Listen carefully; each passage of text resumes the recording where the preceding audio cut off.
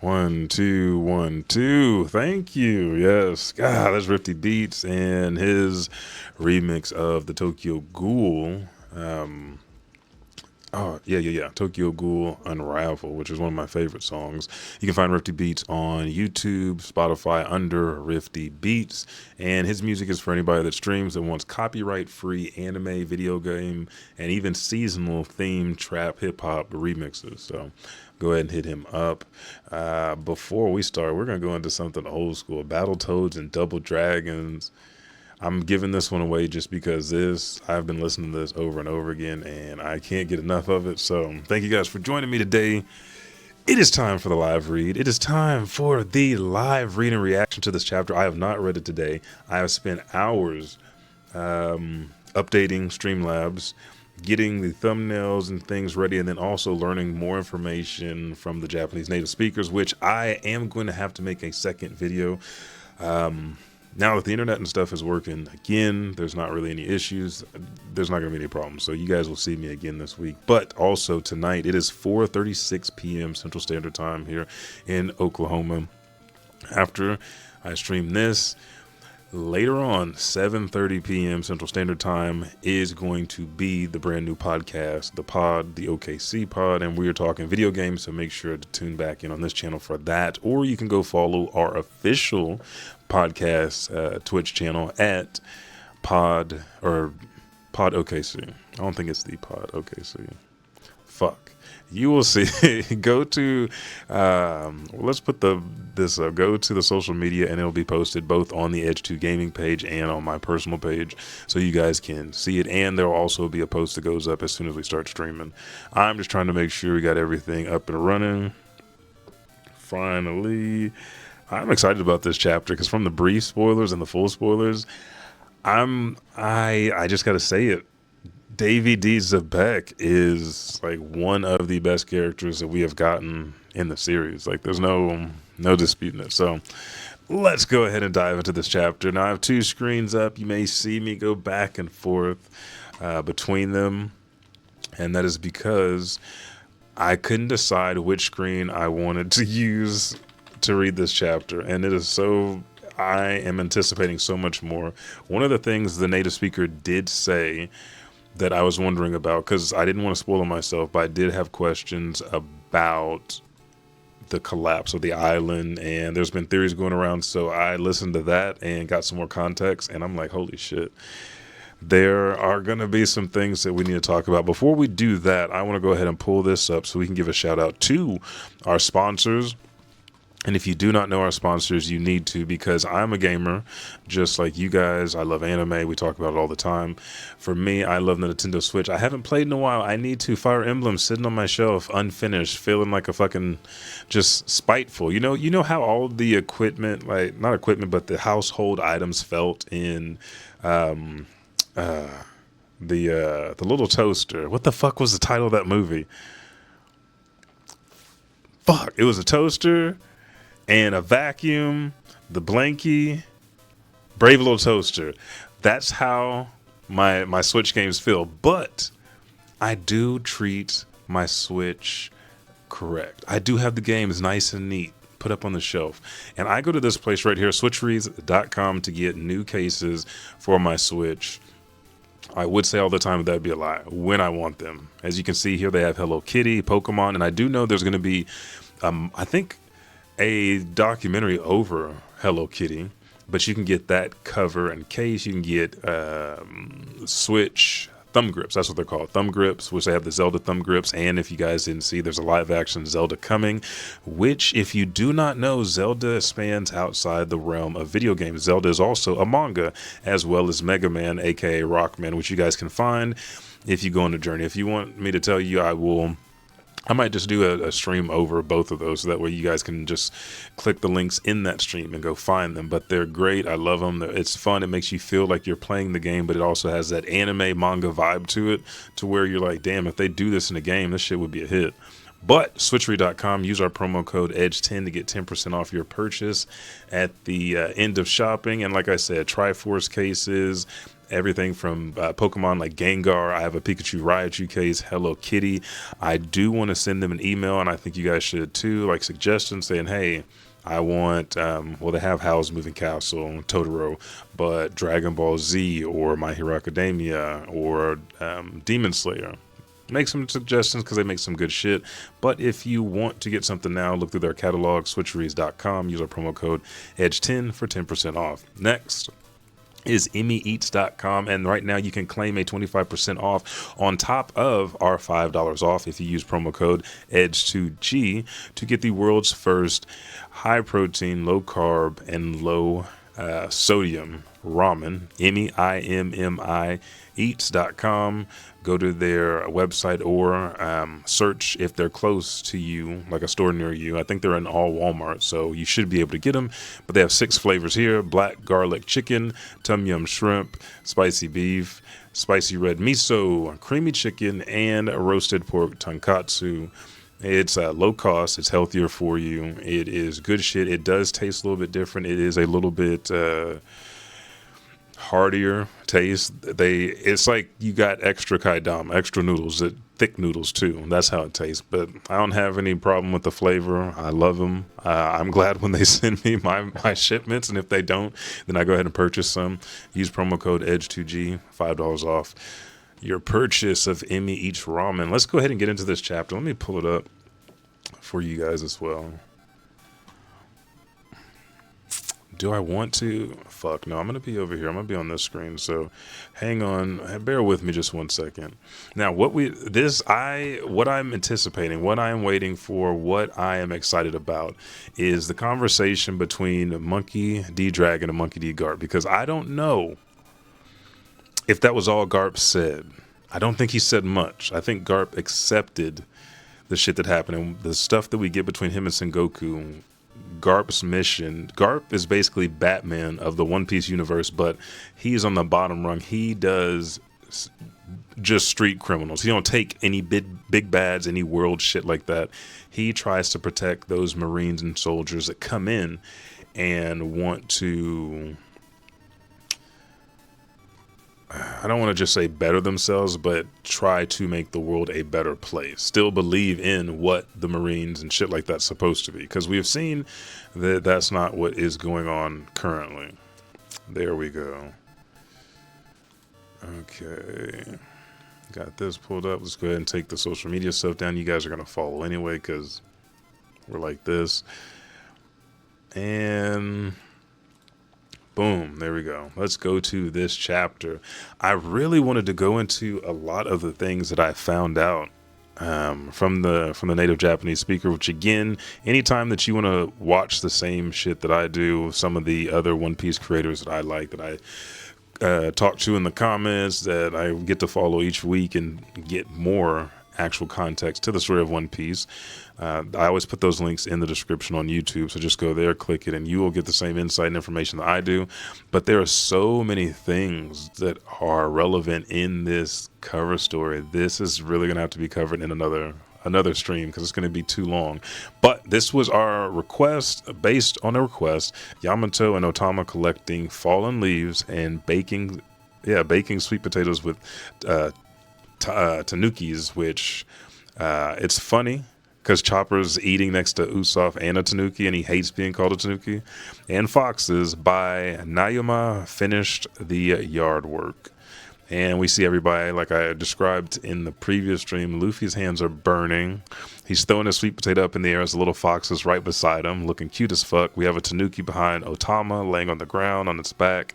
She has a sweet potato holding both of them for Sanji. Then we have Zoro with his sweet potato in like a nest or a wrap, and he's biting into it, steam coming out of his mouth, which you gotta love it when they're that fucking hot. And you just go, you just leave your mouth open and kind of blow that steam off. Yamato's sitting there fucking eating hers, just looking off to the side. And I like the shirt. It says Odin ni Soro, which I don't know what that means, but it says Odin, so probably I am Odin. I'm Kazuki Odin. Then we have Shinobu behind her. There's 3 fox dancing on the bed in the background. We have another tanuki over Nami's head, which Nami's got a little white hat on. And then Usopp, Chopper, and the Tanuki in the corner. I love when I love how he interprets reader requests and how he builds these worlds, but I've been looking, and the theme of this chapter, as well as the story of One Piece, or one of the opposing sides, is the will of D, and this chapter is the D swallows all. The D consumes. It's a storm. It can be chaos. It can be hope. It can be liberation. And right here we're seeing Luffy and his crew consuming these sweet potatoes, which is going to be somewhat of a hint into a deep theory that, I mean, it sounds... When I first listened to it, I thought it was crazy, but I'm like, damn, this is pretty sound if you look at each chapter and go back and piece it together. I'm like, dude, I wouldn't put it past Oda. I just wouldn't. We start this chapter, and we see Davy D. Xebec. We're no longer calling him Rocks D. Xebec. We ain't going to disrespect this man. This man has one of the biggest fucking hearts in One Piece, beside Kuma. He's laying on his back. His black robe on the floor, ground. It's raining. We never really see rain in One Piece. It is raining, and we can see Garp on his face, or face down on the ground, and Roger back on the rock with a sword. And there was they're coughing, and we see what Davy D. Xebec is thinking. Has the curse worn off? The chapter 1166, new stories. Monkey D. Garp, sleep like a baby. Gold D. Roger, passed out. Didn't even put his sword back in the hilt. Ace is in the ground. And then Xebec, dazed and confused, thinking to himself, not even able to speak, will I leave this island alive? Then we see three fucking shadowy figures coming up. And what we see too is fog. It's not just rain. There is a fog here. The last time we saw a fog... Yeah, this is all I say. The last time we saw a fog, it was around Zanisha. So, whatever that means to you. As we close in, or as they close in to Davy D. Xebec, it is St. Summers, Figurlin Garling, and Maffy. Lit another fucking cigarette, too. And he's looking and thinking to himself, say, nope, guess not. Roger, Garp, you better run. So, I didn't think he saw them. He did see them coming towards him. No reason to stick around and die with me. And then there's a close-up on all three of their faces. And he's like, oh, right, I forgot to say one thing. As fucking this glazed bitch, Figurlin, not Figurlin. He doesn't get the respect to say Figurlin. It's Figurlin. Sword over fucking Davy D. Xebec's throat. Couldn't take him in a fair fight. Even had backup. And got fucked up and said, damn, his hockey is making it harder for me to regenerate. I'm going to let a pirate and a soldier whoop his ass. And when they about to fucking kill him, I'll swoop in and get them points. Because when we saw Figurlin for the first time, he was noted as a fucking champion of God Valley. He had took out the king, didn't say no. He didn't give a fuck about qualms. He didn't care about losing no points. Came in with the deduction. We was like, damn, this motherfucker, okay, this is Shanks' daddy. We get it. Then he walked in on the Gorosei. I'm like, bitch, I'm the new one, and I need you to report to me. We're like, damn, he got some stroke. Then we get back here. He's killing innocent people. Cool. I need to see you do some real shit. He gets up against Davy D. Xebec, who he thought was Rocks, and got his ass whipped. Didn't do a fucking thing in this whole God Valley incident. And now he comes in to claim the life of Davy D. Xebec. And we know the world sees him as, or the people that do know about his ass, he's a champion. And then as Davy D. Xebec gets stabbed through the throat, through the head, through the chest, wherever the fuck he gets stabbed, he says thanks to both Monkey D. Garp and Gold D. Roger.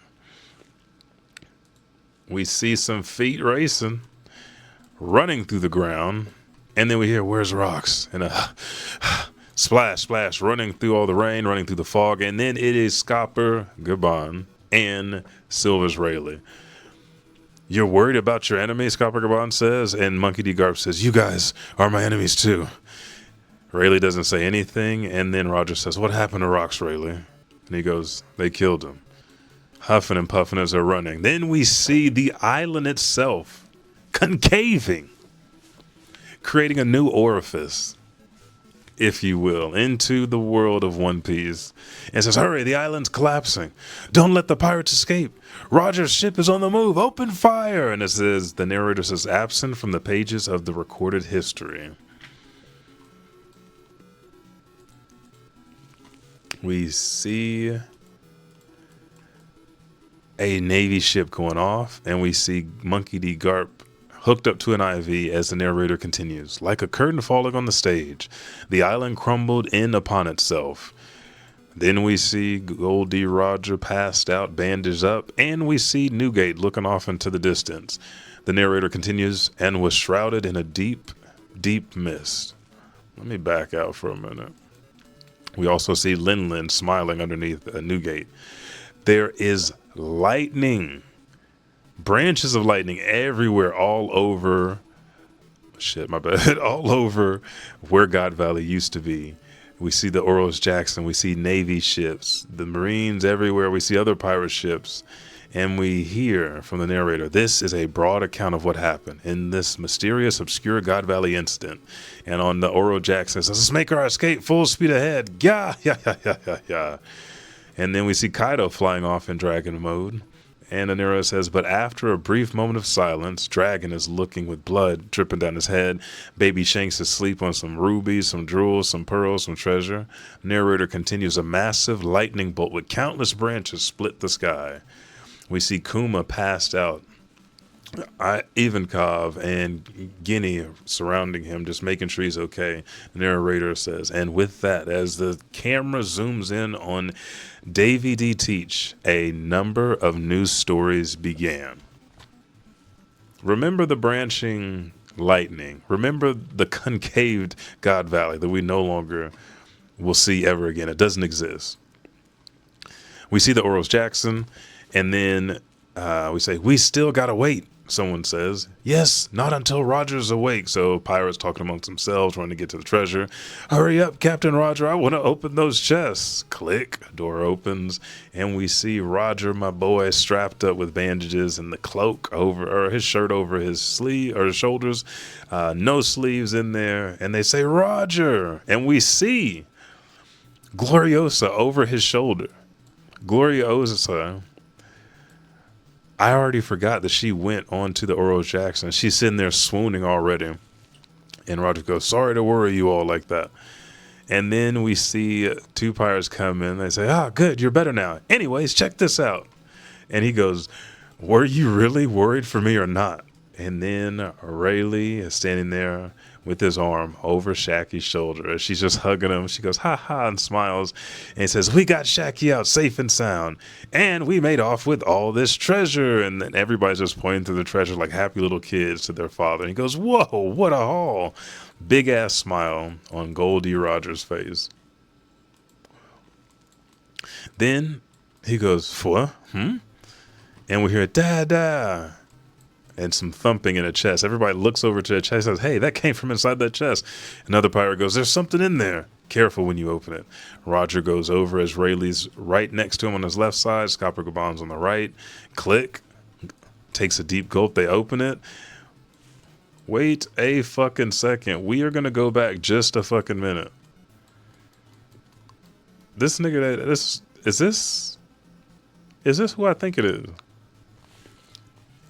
Okay, Scott and Ray. We gotta go back. We gotta go back.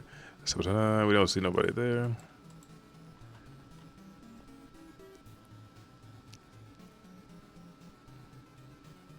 Is that? Was he already here? That's Captain John, ain't it? I'm zooming in, bitches. Look. Y'all gotta look with me. Y'all gotta look. Okay, so we're here. They open the chest, and we get an from Baby Shanks. There's Roger. To his left, not counting the mustache motherfucker, we see Scopper Gabon. To his right, that's Captain John, ain't it? Right next to Rayleigh. I'm right. Right? So, the Rocks Pirates did disband. That has to mean someone took the ship, but Captain John is on their ship. But it says, oh, they're saying, a baby, and Shanks is smiling. Yeah. This is like the only time, now thinking about that theory, that we see Shanks is like with his mouth open like this. Or that may pertain to something else. Never mind. That pertains to something else. That's a lie. We don't see Shanks's mouth open on covers. We do see his mouth open because he laughs at shit all the time.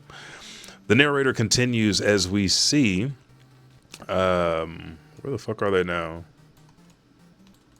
Some town. And it says, the downfall of the Rocks pirates. The story, of course, was heavily sanitized and prominently featured the exploits of Garp, the hero. And then we see people opening up newspapers reading, the Rocks pirates are done for.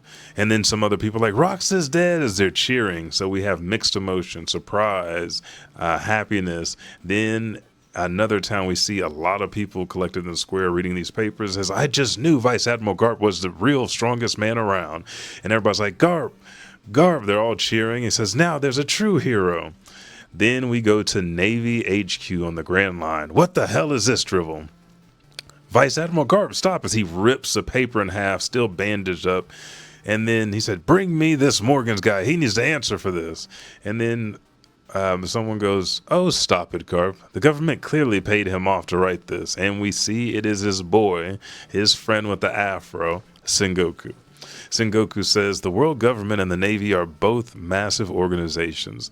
If you include the militaries of all the member countries, there are tens of millions of soldiers across the world. It's impossible to be completely aware of what every last one of them is doing. And Garp says, so when I... this is Garp says, so when I notice that the upper management is doing something insane... Oh, maybe this is still Sengoku. It's impossible to be completely aware of what every last one of them is doing. So when I notice that the upper management is doing something insane, I can just look the other way. And then Garp says, the paper that he ripped up, he's tossing off to the side. He's fucking fuming. We see the doctor in the background with a ciggy in his mouth, like he's worried about Garp. And then Garp jumps up and starts beating the shit out of Sengoku, and Sengoku starts fighting back just like Sanji and Zoro do. And then Garp says, that's what I hate about you, Sengoku, you ladder climbing fool. And Sengoku says, shut up. What is barking from the bottom of the cliff going to accomplish? And then we see soldiers like, stop it, you two. And then Garp, knot on his head, bleeding again, says, if you turn out like them, I'm going to kill you myself. And Sengoku smiling, bleeding with the knot and that fucking band-aid on his afro. Well, with friends like you, how can I possibly go wrong? So, we'll talk about this at the end. Sengoku walks past Garp. Garp walks past Sengoku, and Sengoku says, don't tell me you're quitting, Garp. And Garp says, you some kind of idiot? I've got plenty to protect down at the bottom of the cliff, as you call it. Again, Garp continues to stand on that same principle that he preached to Kobe about. Elbaf, the New World. We go, what? What? And this boy is crying. I don't think Loki's cried since his mama threw him off the cliff. Or she had the soldiers throw him off the cliff. And he's standing there. All the animals, a bear, a big-ass wolf, are sitting there just watching. And Loki is thinking about, you're back again? He says to Davy D. Xebec, and Xebec goes, I'm not taking you with me. And he remembers his face. How many times do I have to say it, Squirt? You really think I'd take kids on my crew? And he's just crying, bawling, still eyes wrapped up in the underworld. And then he recalls a conversation he had with Rox as Rox fell on the ground and was kind of rolling around. He says, what a mess. Ignored by the guy whose attention I want, and followed by some annoying snot-nosed rat instead. And then Loki says, I think you're Nika, Rox. And he goes, Nika? And Loki goes, the warrior of liberation. He laughs and he tears down the world. And then Rox goes, he tears it down. Well, I'm going to be the king of the world. If anyone's got that kind of power, it's Harald. And then Loki goes, huh? And then Rox, Xebec has to tell him about his father because he didn't think that his dad would come back if he called him and told him he got injured, but he did. Xebec goes, listen to this, Loki. Slumbering somewhere out there in the world is a bunch of incredible destroyers by the name of Galila. And the guy who can actually control them is your old man. He said, I could have all the outlaws in the world under my command. And Loki's just surprised. And Xebec continues, if me and Harald team up, who could possibly stop us? And then Loki's like, wow. Again, he automatically sympathized with Luffy. Like, I understand having a man you empathize with and you idolize. He goes, wow, that's so cool. And we see them sitting on the cliff. He says, so why doesn't my dad team up with you to Xebec? And then Xebec goes, because of love. Then we see him standing on the cliff, still sniffling. But I'll keep coming back, Xebec says, 100 times, 200, as many as it takes. And in Loki's palm, he has a newspaper looking tiny as fuck. And he just yells as loud as he can, just bawling again. His idol, the man he wants to be, the man's crew that he wanted to join, the man that made him believe again in somebody and something, has been killed. Then on a certain island, there's been an assault. It was King Harald of Elbaf. Probably a soldier says. Has he hurt any civilians? I say, no. And they continue. It's a giant ruffian that he's beaten, but it's so brutal. And we see people are just in shock watching this ass whooping. Harald looks like a fucking demon, face just in black. He says, you still don't get it, do you? And this giant is begging for his fucking life. He says, yes, I do. I'm sorry. I'll never pillage the humans again. And then we don't even see Harald's face at this point. He looks like fucking Batman in the shadows, just darkness. You don't get it. None of you do. And he bears down with his left hand, coming from just the top of the world, it seems. Yeah, I bet that motherfucker was whistling on the way down. And you see the people run as he punches this giant in the face. All of you scum with size as your own quality are the ones who built the giant's history of terror. And because of you, no one believes us. They don't believe that we seek a peace seat amongst the nations of the world. And they are fucking in terror, trying to get the fuck out of there, because Harold's closed his eyes to get a vein popping out the back of his fucking bald ass head. And this giant is passed out, foaming at the mouth. They're like, Your Majesty, he's unconscious. He said, I wanted Elbaf to join the world government to avoid losing their faith. And that was why I couldn't help him. And we see Harald is thinking about the last thing that him and Xebec talked about. Who's like, whoever's side fortune is on, it doesn't feel like mine. So lend me your aid. And he's crying as he's beating the shit out of this giant. And he continues, my greatest friend begged me for his help. And I turned my back on him. I left him there to die. Harald, trying to deal with these emotions, fucked giant kind over because he scared the shit out of these humans. And we see him sitting there yelling into the air, now I cannot turn back from this path. I refuse to overlook the evil of the giants. And they're just sitting there as 2 giants have been completely destroyed. Trying to see how much of the town got beat up. Some of the houses, some of the structures are crushed from the impact, and they're just like in complete shock, shaken. And then in the newspaper, the arrow says the king of the giants became deranged. Navy HQ underground cells, and we hear clank, and Monkey D. Dragon handcuffed, sitting in a cell, says, I'm quitting the Navy, Dad. And Garp says, I know. And he says, on that topic, Dragon continues, he looks up, mad as fuck, and says, I'm disgusted with you. And Garp closes his eyes and says, I know. And then throws a key into his cell. And that's it. This is the discussion that I was waiting for. Garp just is taking accountability. He's owning this. He's like, I should have known about this shit. I didn't. This is disgusting. I don't blame you for quitting. But Garp has a reason to stay. And I think that is not only to protect Dragon, but to protect, again, like I said, those that joined and still believe in the cause. To actually make good, solid soldiers. We go back to Elbaf, and it's Ida. She says, Harald, and he says, I've made up my mind, Ida. And we see her looking a little sad. Chief Gerald, he says, Chief Gerald, it's time for me to set aside these half measures. And we've seen this before in the flashback. He bends down, Hydruden, Loki, you are my sons, and I love you both. I want you to work together. As he has his left arm on Hydruden, who's so tiny compared to Loki, and his right arm on Loki. Then we see Navy HQ Marine Ford to support Elbath after I'm gone is the last of that sentence. And we remember in the flashback when we saw this, I think it was Hydruden that was thinking about his relationship with his dad. I don't think it was Loki at this point. But either way, we know that Harald loved both of his sons and wanted them to work together, but they just hate each other so much. So we're at Navy HQ, Navy HQ at Marine Ford, and they said it's an Elbath Royal Navy ship. As they're talking over the radio, and they're like, "What?" And then a soldier is like, "I'm very sorry, King Harald, but I've been instructed not to allow you to land." And then in this fucking amazing double page, Harald gets off his ship anyway. He don't give a fuck. "Officers of the Navy and dignitaries of the world government, please hear me out." He's yelling at the top of his lungs, places both of his fucking hands on his horns, bends down to his knees, grits his teeth, and fucking breaks his horns off, blood spewing everywhere, dripping down his face. And they're like, "What?" Yeah, they're even fucking crying, not even knowing how horns feel attached to your head. They're fucking in pain.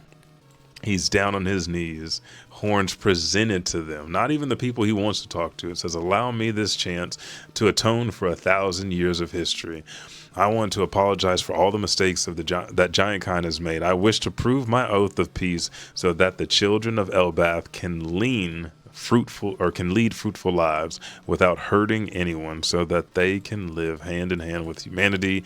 And he raises his head with one of those fucking looks like, "I am all in. Don't fuck with me. I am laser focused. We about to set this shit off."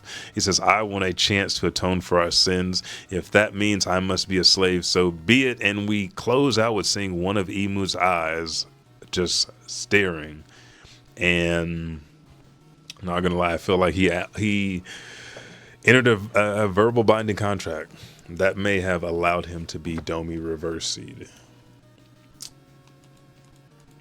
Let's go back to the beginning. This topic was fucking amazing. The paneling was so good. The pacing was good. The lore of what happens next, the transition between this era and a new one. Okay. We see... Where are we going to go? I already said my piece about Garland. But this right here, the collapse. God. This goes back to, and I think it's in Sabaody, when Trafalgar D. Waterlaw makes a statement. He says, "I want to..." Well, actually, let me pull this up. I don't want to misquote this shit. Let me pull this up.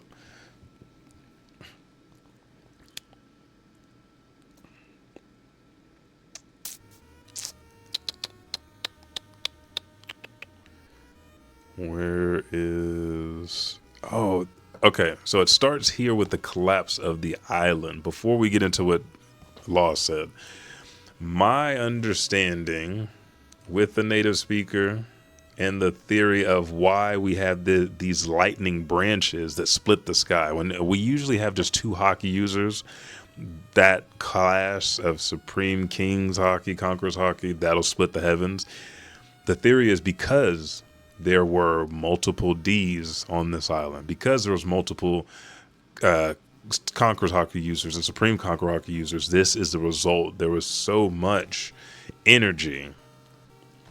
It split the sky and destroyed the island. But there's also another theory, that fog that I mentioned, when, let's go back for a second, the Holy Knights roll up.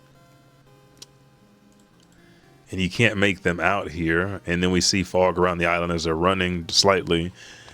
There's also fog around Zunisha. That fog may be Davy Jones himself, which means once... I don't know if it's directly tied to 3 or more Ds on an island, but there's mention of a twisted fate. There's mention of a storm. Whenever the Ds are around, the Ds will destroy. I think all of this hockey, which resulted in these branches, it says a massive lightning bolt with countless branches split the sky. And I think the actual translation, which is not far off, but it is countless branching bolts of lightning split the heavens, is a result of all these Conquerors hockey And I feel the will of D and Davy D. Jones is tied to it so strongly. Anytime we see fog, shit disappears. Zanisha disappears. This island crumbled and disappeared. Did it get reclaimed back to Davy Jones's locker? Did Davy D. Xebec get claimed down to Davy D. Jones's locker? Are a collection of D's in one location, does that cause or trigger Davy Jones throughout the sea wherever he is? Because I don't know if he has a devil fruit.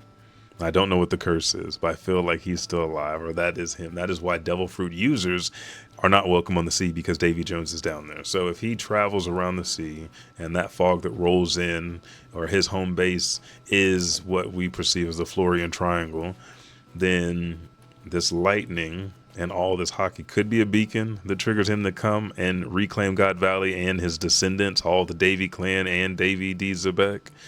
Could be a theory, but the branching lightning law said that the D will once again bring about a storm. And there definitely was a storm here. This is a loose-based theory that multiple D-Clan members in a location proves that there is a storm, because back in Lugetown, Nami mentioned that a storm is coming to this island, and we do know that Monkey D. Dragon and Monkey D. Luffy were both on the island. But there's a theory also that Monkey D. Dragon has a devil fruit that is storm-based, like tsunami-based. There's also a theory that Buggy the Clown was Xebec's child. That was put to bed, but could he be a D member? If so, that would be a third D member in Lugetown, which would result in a storm coming to that town. Nothing got destroyed, though. The only thing that got destroyed, there was a bolt of lightning that came down, shocked Buggy, and kept Luffy alive. The island is still there. So that's where the flaw is in the theory. But I did want to kind of mention it. Let's continue. I think the branches of lightning are from all the hockey users and all the hockey that was in that place, because when Xebec got turned, don't we reverse it? He was, let's turn this off. He was clashing with everybody, Whitebeard, Roger, Garp. So with all those clashes, it would make sense that it would deteriorate the ground and the island underneath and also cause a splitting of the heavens. The lightning bolts, that's just icing on the top, cool as fuck. Dragon left and became a revolutionary, completely disgusted. He got a taste of this world and turned the opposite direction.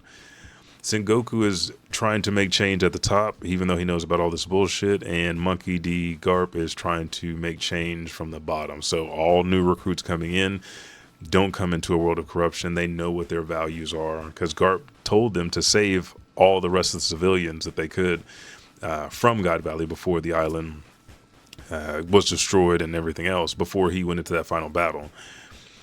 Sengoku wants to be able to change policies at the top that trickle down for those in between. So him and Garp are working on both ends, trying to come to the middle. Is that a smart thing to do? Is that admirable? I don't know what else in other stipulations they have with Garp to keep his mouth closed, but he is staying here and choosing to do this. And I think it also helps him, because we've seen him have several encounters with Luffy. We don't know about Dragon, probably not at all. But if he is, maybe Dragon is the first member of S.H.I.E.L.D. Maybe this is how Garp is promoting change while also staying in the military, but not, I don't want to say even not compliant, just not accepting of what they do and just trying to do what he can from the inside, because he knows he has no real power in a world of change. And after seeing Emu and that bullshit, their attacks, as for all they know, they killed Xebec, but someone transforms Xebec to make him that way. So I could see why he makes a decision.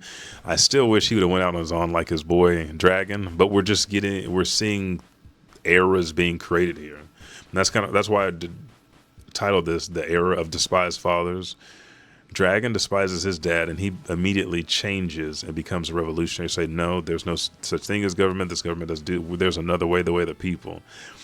Luffy doesn't know his dad, but he's going in the way of freedom. He sees the injustices, but he wants to be free. Each one of these generations is a new era. Garp is duty bound and trying to make the change he can by really investing in his justice, his sense of justice.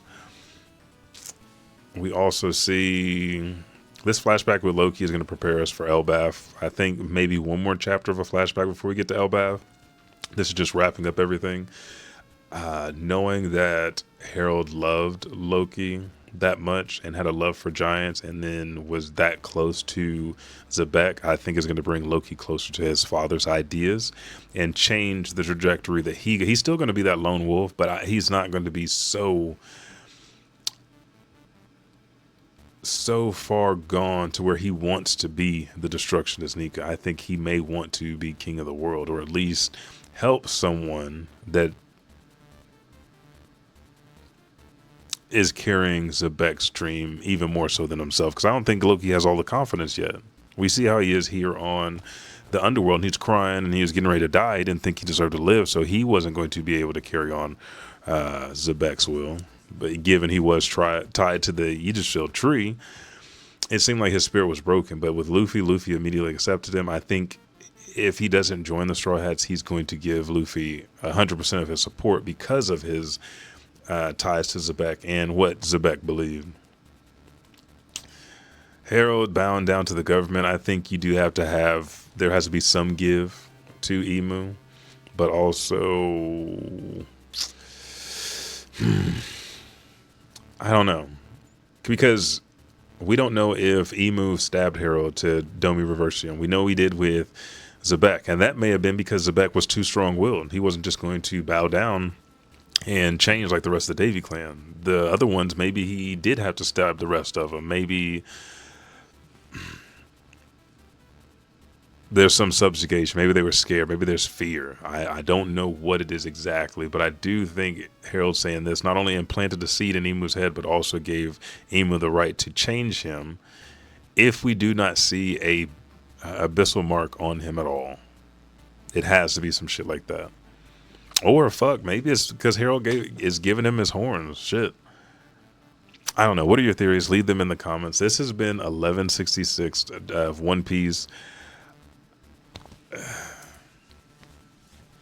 The Buggy D Clown being a D member is a great theory. If you go back and look at volume cover 105, the first one, there's a sheep in the middle of that cover that's eating a piece of paper. In Japanese, paper means kami, which is God, so eating a god. And as we see in that cover, volume cover, it is Buggy, Blackbeard, and Luffy all with their mouth open, and Shanks with his mouth closed. And so when we go through all the volume colors, and anytime we see these four, it's the same thing. The D members, which if you just count Luffy and Blackbeard have their mouth open, Shanks has his mouth closed because he's a celestial dragon. He has celestial blood.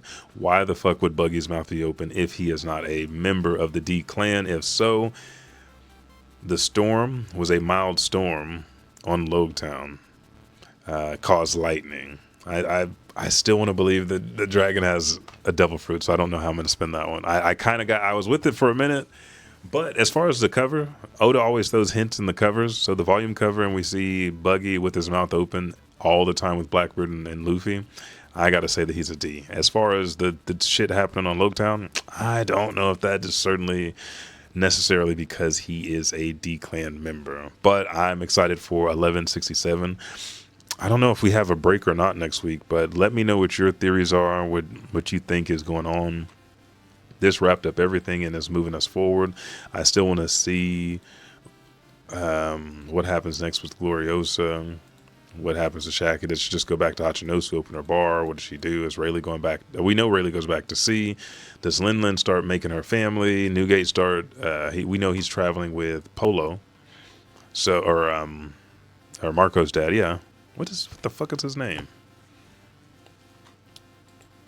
Graham. I was like, what the fuck did they name him? Yeah, Graham. So, is this the start of the Whitebeard Pirates, or does Whitebeard travel underneath them for a little bit longer, then decide to take over? And then that's when we see Odin and everything else going on.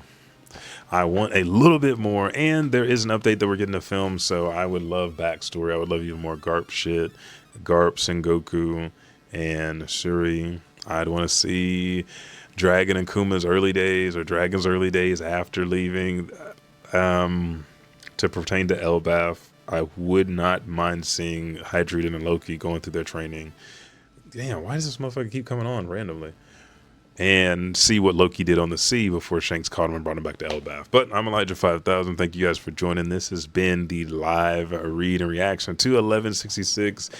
Oda keeps on giving us all the shit that we want, that we need, and I want more. I'm tired of the breaks, but I understand. And with the new schedule for the anime rolling out and manga, this is going to be very, very, very, very interesting coming up in 2026, but I'm here for it. We all are. And there's been an update to One Piece Pirate Warriors 4. I think I've got it all downloaded, so be prepared for a stream. But tonight, 7:30 p.m. Central Standard Time, here on this channel or the Pod OKC Twitch channel, you can watch us as we talk about video games and more. Tonight, I'm trying to think. Movie trailers, the Super Mario Galaxy movie, and like I mentioned here, you can find the manga and an anime for Zelda. There's a Zelda live action that we'll talk about. So thank you guys so much. What we've been listening to today is the fucking Battletoads and Double Dragons Ultimate Collection. Great fucking game. You guys should play it if you haven't. I will catch you guys in the next one. There should be brief spoilers coming out soon. So turn on your notifications so you don't miss a thing. Catch you guys around. Peace.